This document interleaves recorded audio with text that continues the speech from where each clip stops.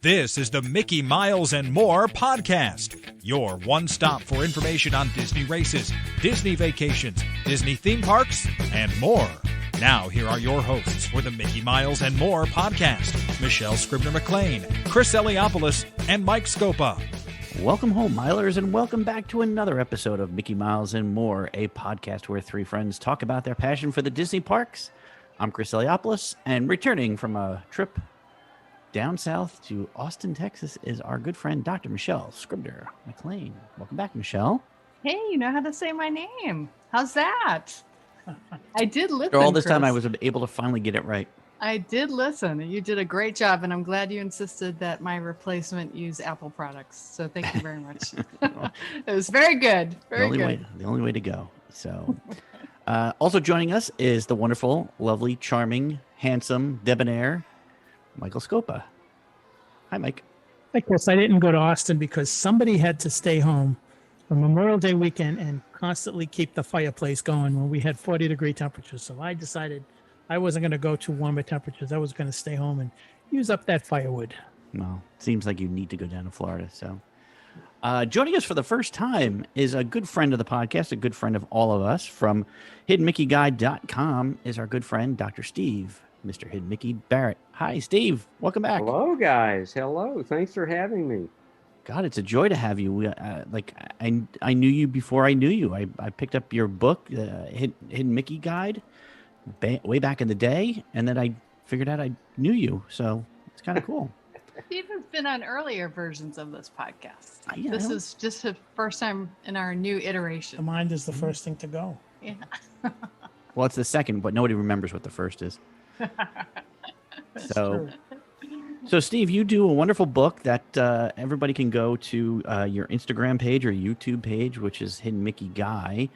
And in there, you get to look through the parks and you find hidden Mickeys. And I know at times you you open it up to the audience to decide if something is a hidden Mickey or not. When did you decide to do that one? Well, Chris, many years ago when I was into the early days of the Hidden Mickey's books, the first one came out in 2003. So over time, the Hidden Mickey's, I like to think I'm part of it, but the Hidden Mickey game has gained momentum. Let's put it that way, over the last 20 years. And I don't have to even look for Hidden Mickeys anymore. I mean, people write me and email me through my website usually, or directly through my email, of a Hidden Mickey image that they see. I got my first new one from Disneyland just last week. Oh, Disneyland wow. is reopening, as you know. So people are looking for Hidden Mickeys again there. So people write me about Hidden Mickey images, and I go check them out. So that's basically how I do my Hidden Mickey research. Now, I do talk to cast members frequently, but cast members don't always know, and their level of interest in Hidden Mickeys varies, especially if they're new cast members.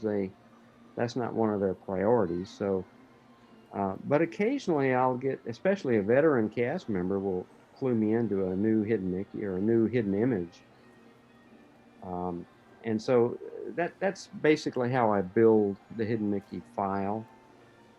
I would say about 50% of the images people send me are, they're marginal, they're not true Hidden Mickeys. I like an image that is purposeful. Like in the Minnie and Mickey's Runaway Railway, there are some fabulous Hidden Mickeys in there. It is clear that they were purposefully placed by the creators and the Imagineers, and they're wonderful Hidden Mickeys. But that's the kind of image that I like, and that's what goes into the file and goes into the new edition of the books. I would guess you have to ride that attraction 100 times to see them all. Oh my because goodness. it's so fast. I have ridden it many times and taken many videos, and finally I think I found them all. Wow. But yeah, it's a wonderful, I love that ride. It's got great Hidden Mickey images. Yeah, one of the things that is such a thrill for me, Steve, first of all, you're such a wonderful, nice person, but to be in line for an attraction and see somebody who has your book and not to Yes. say, hey, Steve's a friend of mine, but just to see the joy that people have when they're using your book and they pull it out of their backpack. Um, and you're I'm an educator. You're somebody who is just a lifelong learner, and you just see if you spend any time with you see the joy that you have in going to Walt Disney World. And I'm wondering, I can't believe it's 18 years now that you've been doing this. How did it start? How did you start doing this? Well, of course, my first step was falling in love with Disney World. Um, I came in 1989 for the first time to Florida to a conference and went to Disney World, and I've never looked back, basically. I just was enthralled by the place. So I began reading everything about Walt Disney and Disney World. I read books, and the Disney magazine was out, being published at that time. And I came across the Hidden Mickey. Whatever that was, I didn't know what it was. So I began talking to cast members and reading the history. And I actually met the guy, by the way, who was a cast member at the time, and he was writing in the cast member newsletter. He claims to have coined the term Hidden Mickey. This was back in about 1988 or 89, 89, I believe. And he sent me the article where he wrote and he talked about the Hidden Mickey.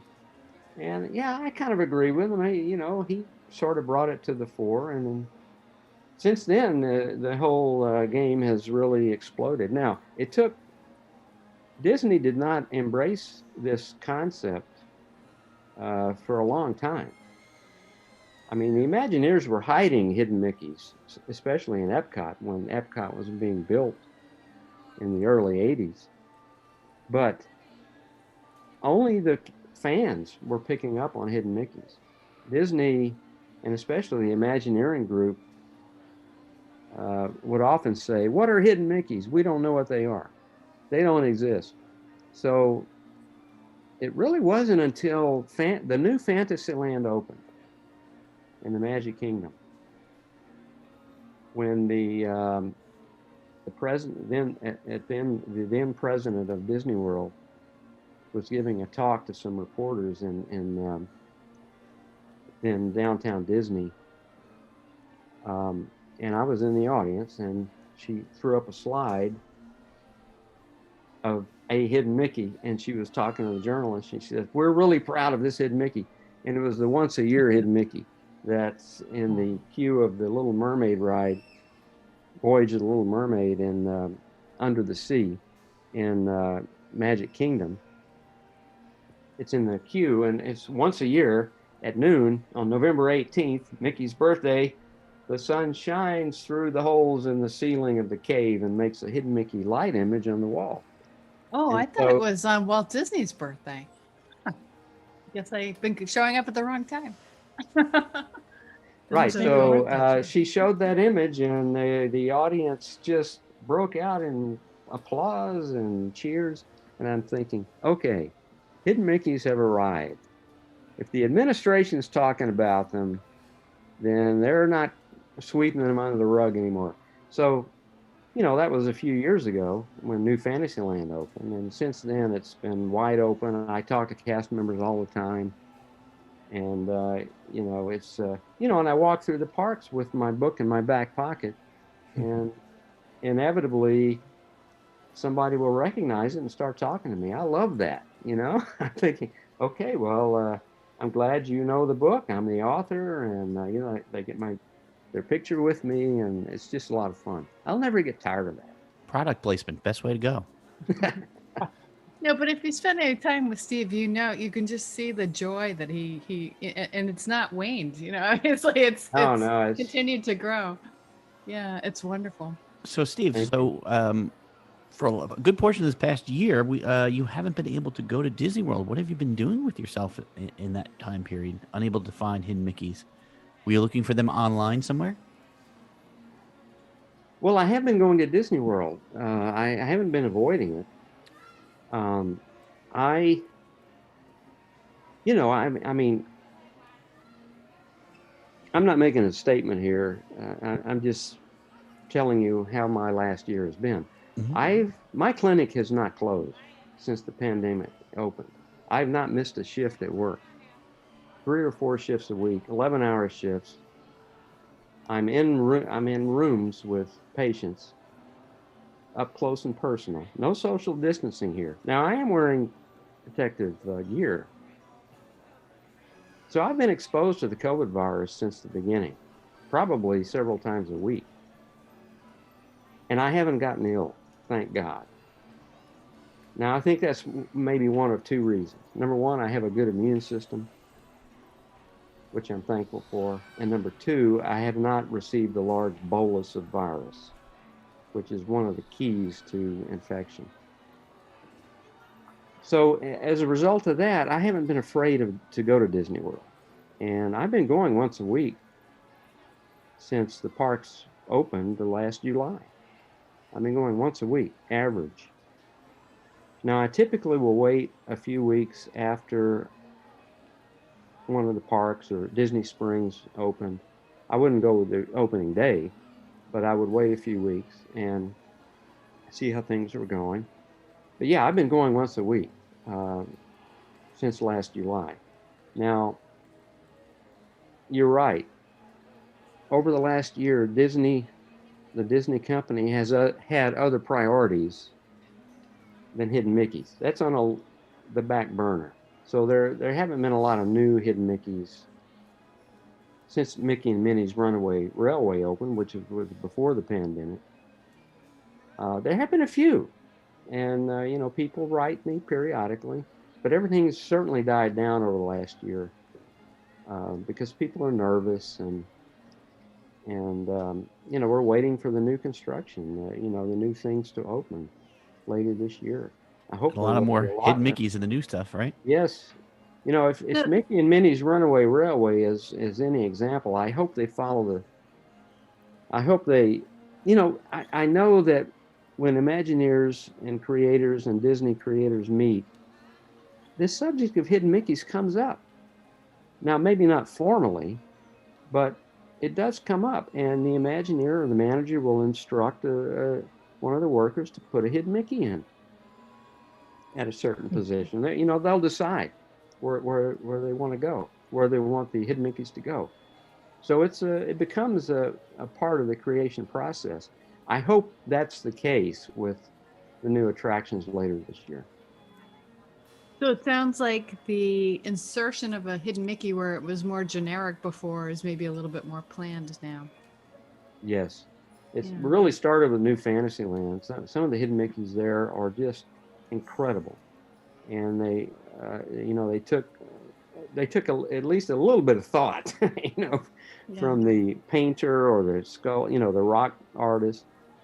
And so, it's more of it's not a off the cuff thing at this point. It's more of at least they put some thought into it. Yeah. So Steve, I'm sorry to ask all the questions here, but this intrigues me because you are a physician and you work in urgent care. Am I correct? That's correct. Yes. Yeah. So I can understand where you'd be seeing several patients. However, you have chosen to go to Walt Disney World. And I know a lot of our listeners are on the fence about whether or not it's safe. And so what I'm hearing you say is for yourself, you're making the decision that, I'm sure you're wearing protective gear, but you're satisfied with the procedures that Walt Disney World has started during the pandemic to make you and others feel safe. You feel comfortable with that. Yes, they have been doing, I think, a very good job. The cast members, I'm sure, are briefed constantly, and they keep a sharp eye on, in the early months, one of the problems I had wearing a mask was that my glasses would fog up. And so I kept sneaking it down below my nose. So, I could see through my glasses and I would get caught frequently. A cast member would say, Steve. No, sir, pull that up above your nose. So yeah, they are very vigilant and still are. They're very good. They're very well trained and prepped, and they don't want the virus to be a problem in Disney World. Yeah, you can tell that. So I've been impressed and happy with the way Disney World has managed it. I think they've done a pretty good job. Do the Hey, increased number of people, the increased capacity, does that worry you at all? Um, there's still social distancing, and I tend to avoid crowds. I don't like being close to people for any more than a few seconds at a time. And so, but it's even now. I was at Epcot yesterday, and even now it's easy to. I was there with a friend, a neighbor, and so we avoided people easily. Social distancing was easy to do. Wearing our masks. Now, currently, masks are optional outdoors, and masks are only required when you enter a space, an enclosed space. Yeah, so I'm not concerned. I was.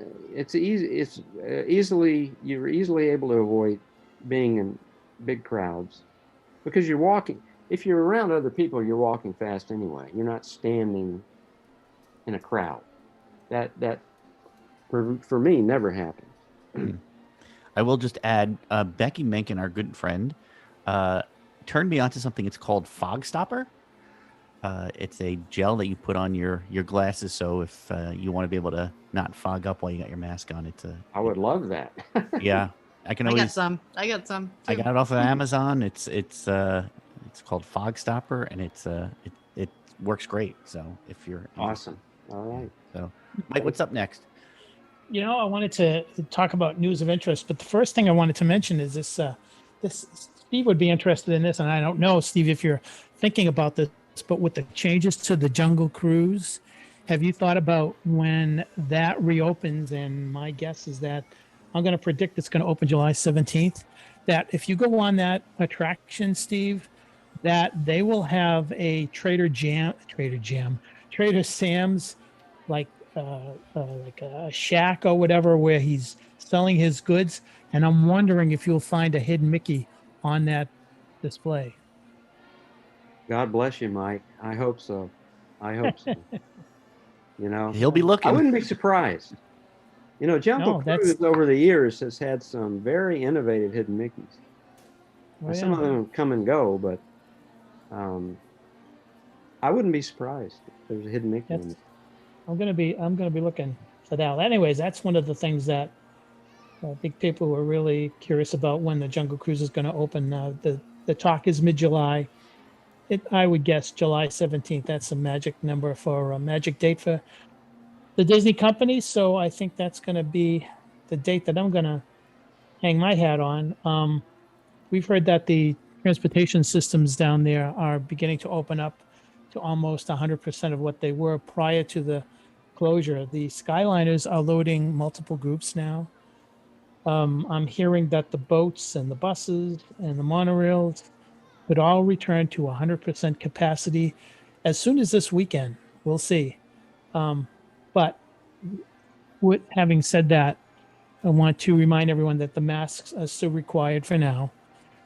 Again, those may go too. There's going to be more on that later on in this podcast.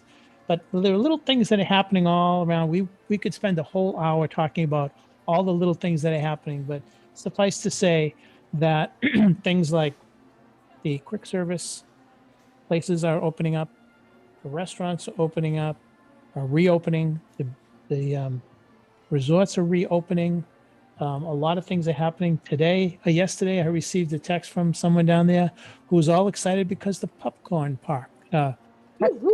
carts were popping corn. So it's a very slow process, but things are definitely turning around, and just wanted to mention all those things, Chris. Steve, have you noticed that kind of stuff happening now? Do you feel like it's opening up further and further? Yes. Virtually every month I've seen more easing of different things. Now, especially the changes have been the number of people allowed in the parks, and that has slowly increased. But again, the social distancing, the masks, I would say the vast majority of people are following the rules. The announcement comes over frequently. If if you don't follow the rules, you will be escorted out. You will be asked to leave the park. So that they're still trying to be smart about this. And yeah, of course, we're not ready for the world to open up yet again because Right. the herd immunity is not there yet. But so I'm seeing things more and more. Restaurants opening up, the popcorn stands. Now, one of my disappointments was one of my favorite snacks at Disney parks was the frozen chocolate and nut covered banana. Well, they haven't had that in a month or 6 weeks, and I asked recently, and evidently they didn't renew the contract with the supplier. So I'm thinking, oh my God, please bring that back. I mean, that was my favorite snack there. Oh, man, you're gonna switch back to a Mickey bar, huh? Oh yes, the Mickey bars are there. They're still delicious. Right. So, Mike, what else was? Speaking of masks, you had some other information about mask mandates, and like we said, Disney is not following Universal's move to going maskless.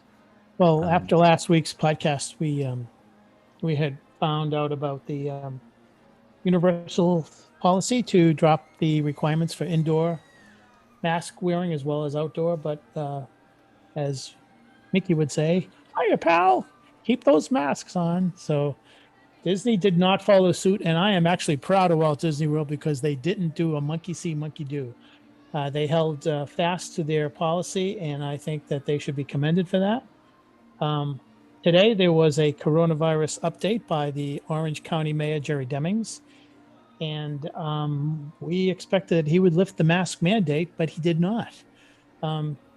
His goal was, and Steve talked about herd immunity, Jerry Demings said when 70% of the population 16 years of age and older had received their first dose, and when Orange County's 14-day rolling positivity rate dropped to 5% or below, that he would lift the mask mandate.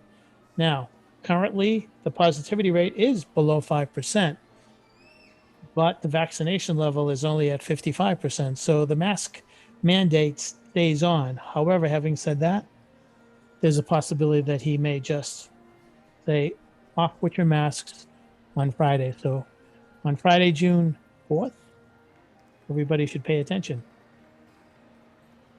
What We do you should think? ask Steve because he's He's a in the physician. clinical practice here. Have you seen fewer people, Steve, who are positive?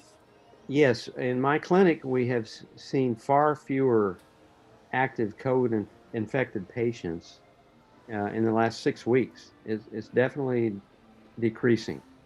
The COVID virus is going away, and I think it's because of the vaccinations, and the other part of it is if enough people get infected, they'll also have antibodies. So there you go. I mean, eventually the virus will have not enough people to infect, and it will die out. Now, of course, we don't know about the variants yet. The full story about the COVID variants is yet to be written and understood. Well, moving on to a more interesting subject than the depression of dealing with a virus. Steve, we just found out that the Boo Bash Halloween pricing just came out. I don't know if you caught this. Are you planning this year to go to the Boo Bash Halloween party? Well, I'm thinking about it. I haven't made plans yet, but You know how much it costs, Steve? Ooh, Mike, tell us.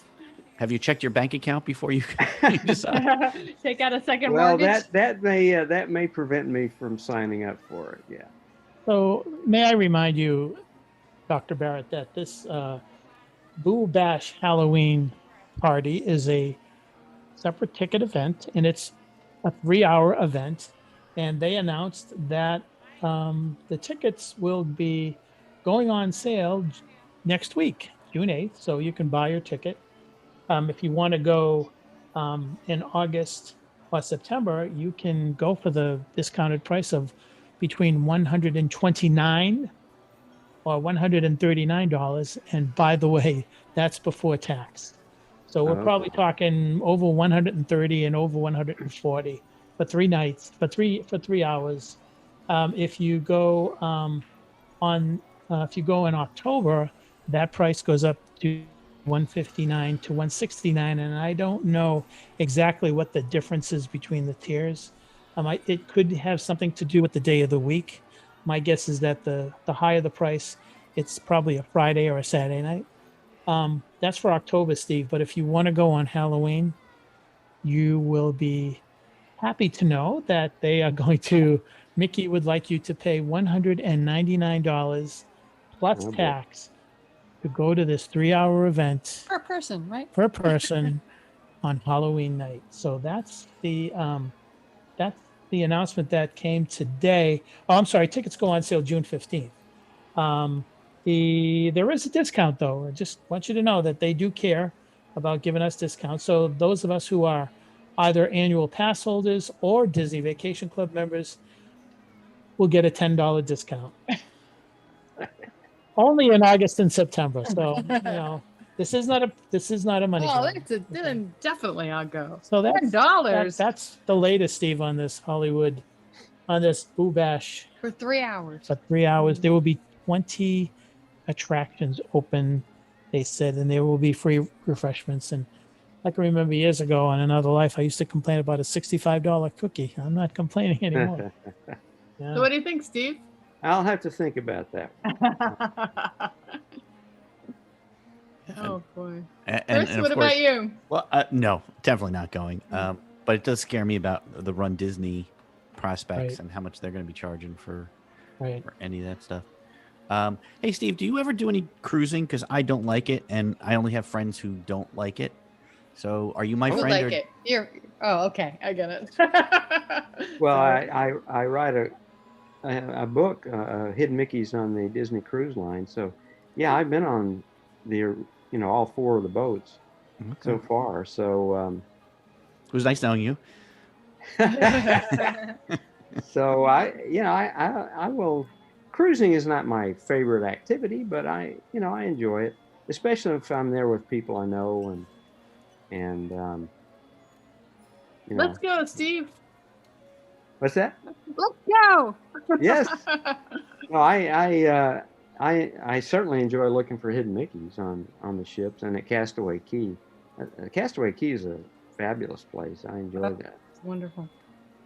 I'm sure Chris will love it when he goes. So what's the Not at updates all. on the cruise line then? Oh, the update on the cruise line.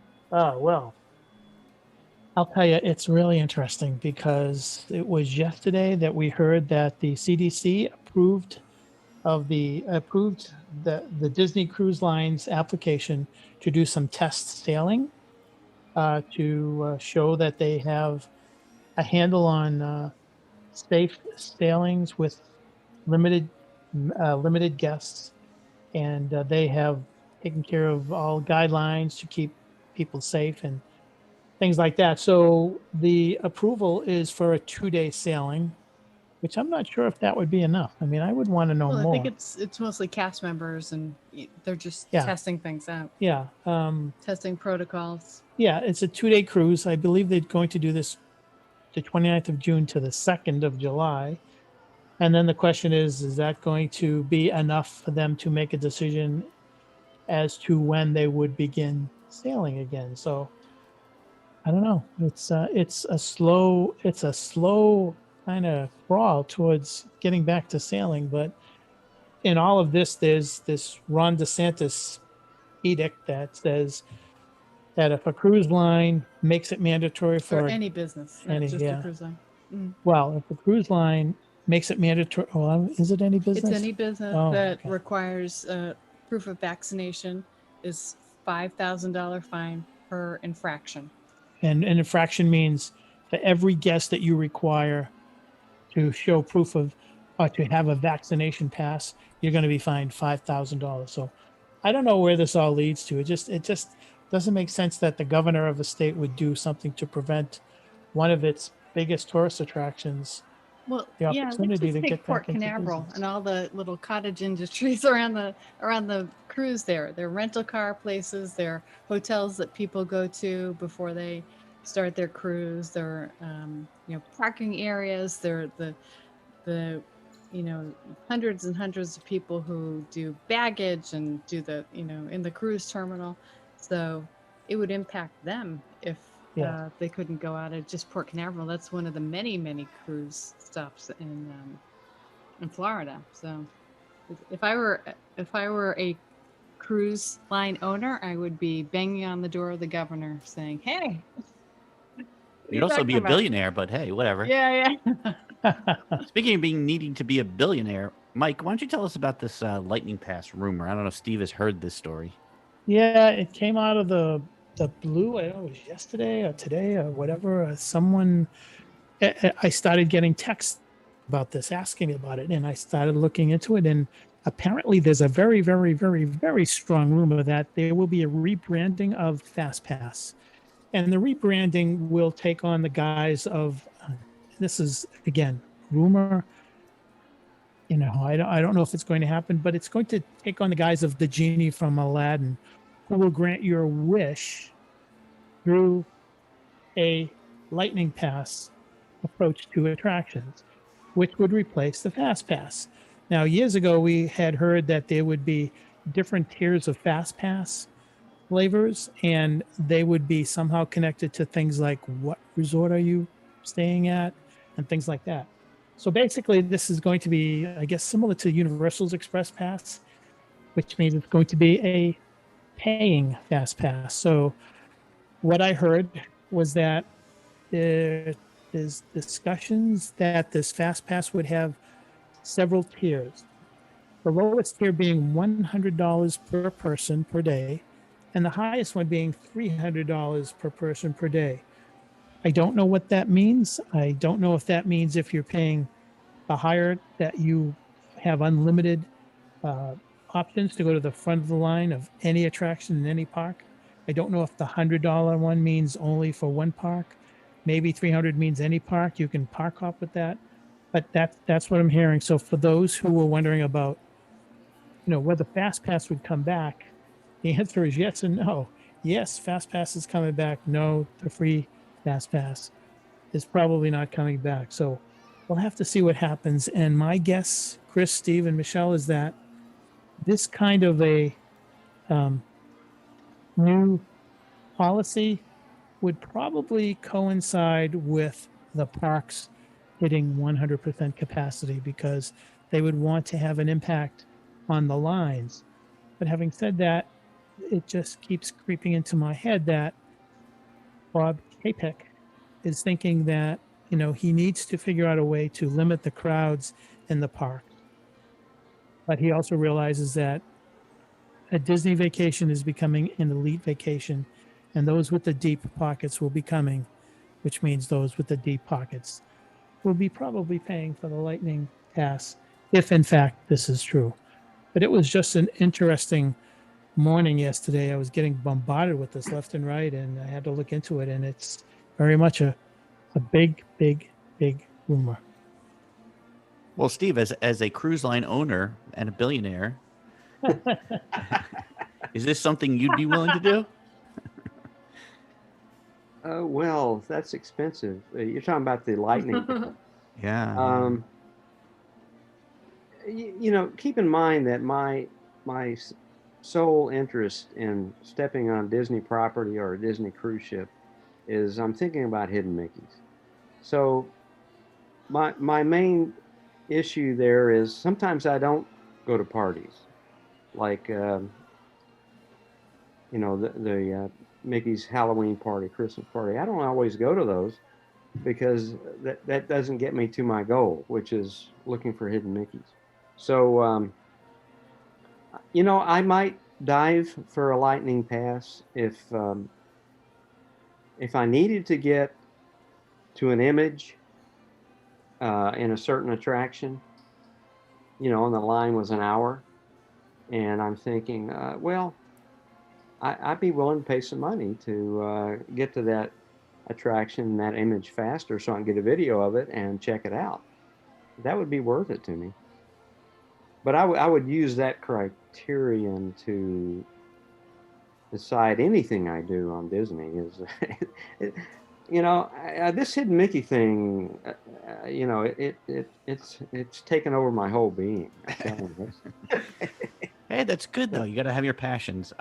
Yes. Speaking of which, so I would be negligent if I didn't point out the fact that if you do look in I Am Walt Disney, of which I drew, there is a page in there where you'll see Mike and Michelle, and Steve is actually in there searching for hidden Mickeys himself. I took a page out of his book, literally, and I hid Mickeys throughout the entire book. So, Steve, feel free to go through the book and see if you can find all of those hidden Mickeys. I can't wait. I can't wait. Yeah. I didn't know that. Now I have to go look yeah, at I it tried. again. Wow. I even tried to do like there's ones like I forgot where I put them, but I did ones like they do in Spaceship Earth, where they took the scrolls and they made a Mickey out of the scrolls. Yes. I did that with some paperwork. I did like an ashtray on a table that is in the shape of a Mickey. So, and to point it out, the traditional Mickey is the 3 circles. Correct. One larger in the middle and then 2 smaller ones. So that's what I was doing. And then sometimes I put other ones like you found, where it was like a little mouse, a real mouse, just somewhere, just to sort of throw it in there. But You know what we would call you in New England, Chris? What's Clever. clever. You're clever. You're so Clever. clever. Why is it in New England that every word has 16 syllables? You're wicked clever. So, Steve, I think we're going to wrap it up there, but I just wanted to thank you for coming on, and I wanted to point people out to Hidden Mickey Guy, GUI.com. But more importantly, Steve's got an Instagram under the same name, Hidden Mickey Guy, and a YouTube channel, which you should definitely check out, subscribe, and you can check out some of the hidden Mickeys around the parks that maybe on your next vacation you want to spot. Anything I missed, Steve? No, thank you for bringing that up. That pretty much covers it. My books are certainly sold in bookstores. Now, thankfully, since Disney World's been open, the Disney World book bookstores have been ordering that. Nice. The Disneyland book hopefully will start selling soon. Now, Amazon always has the books. Yeah. So It's a great book. It's a great book to take with you on your trip. So I did it with my kids. Perfect to stick in your back pocket too, just like Steve does. Mhm. Perfect size. I tried to stick my book in my back pocket, but it's like 8x8 and really doesn't fit well. So it's a great conversation starter too. You yeah, can actually meet people that way. Yes. Especially as the pandemic goes away and we meet strangers more often. It's a Yeah. great people- way to open a conversation. If people see you in the park, they should come up and say hello, right? Oh, absolutely. I love it. Yeah. Please do. yeah. Please do. It's a wonderful experience. Like I will say I did that. I had the book with me with the kids, and people would ask what it was and what we were doing, and then they'd get into it. So it was yeah, you're right. It's a great conversation starter. So we all highly recommend it, and want to thank you, Steve, for coming by. Thank you for having me. Yeah, so that's going to wrap it up for this episode of Mickey Miles and More. If you want to continue this conversation, join us on our Facebook page at Mickey Miles Podcast, or on Twitter at Mickey Miles Pod. For Dr. Michelle Scribner McLean, Mike Scopa, Steve Barrett, I'm Chris Eliopoulos. We'll see you on the road, in the parks, and welcome home. We hope you enjoyed listening to today's episode of the Mickey Miles and More podcast. For all of us here at the Mickey Miles and More podcast, this is Rick Gregg saying thanks for listening and all your support. And until next time, we'll see you on the road.